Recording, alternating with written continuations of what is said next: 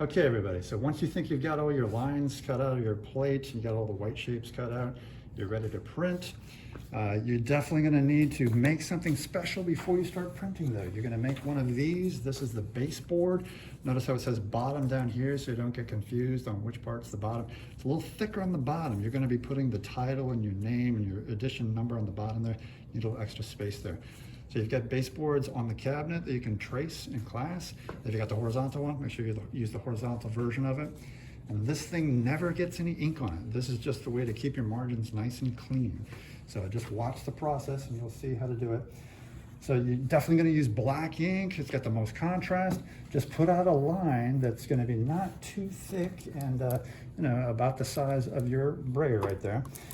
This roller, you can't just go up and down like that. You got to move it side to side to make sure it gets nice and flat and even across that brayer. And you'll know when it's nice and even and the right thickness, we can hear that nice Velcro sound. And you can kind of hear that sticky sound, sort of like Velcro being peeled off. That's good. And you can actually see the coverage on the roller as well. So notice how this plate is on a phone book, not on the table, because when you ink this up, of course, it's going to roll off a little bit, and that way you don't get a mess all over the place. Charge up your brayer with a little bit more ink to make sure you got good coverage. Go in different directions, make sure the whole thing is nice and covered. Once you've got it, keep your brayer on the tray, of course. Then you don't print over here in the wet, messy area. Always print on your dry baseboard. So you carefully pick this up, making sure not to get any ink on the baseboard. Watch your fingers, make sure you're not going to get that dirty. Then you go ahead and just grab yourself your newsprint. This is going to be your test print. Remember, it's a proof, so it's the cheaper paper.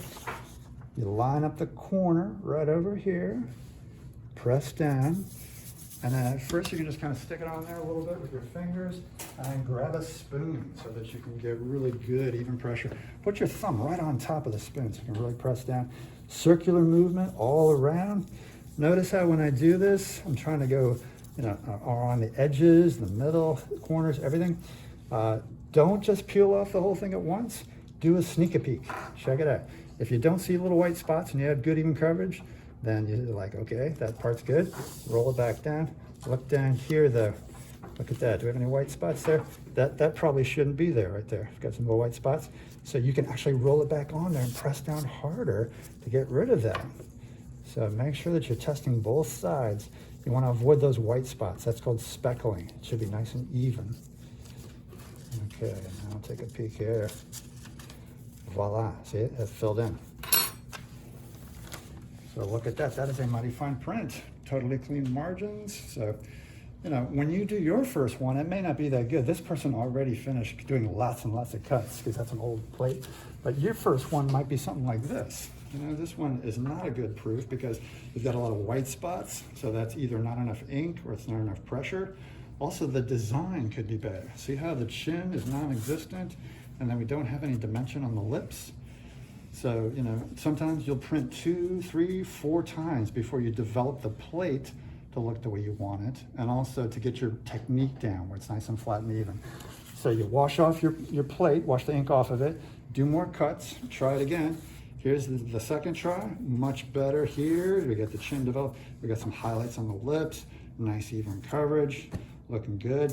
This person actually took it a little bit further. They made the lips look even nicer before they started their edition.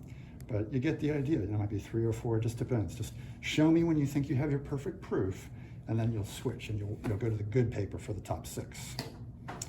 All right, have fun. Yeah.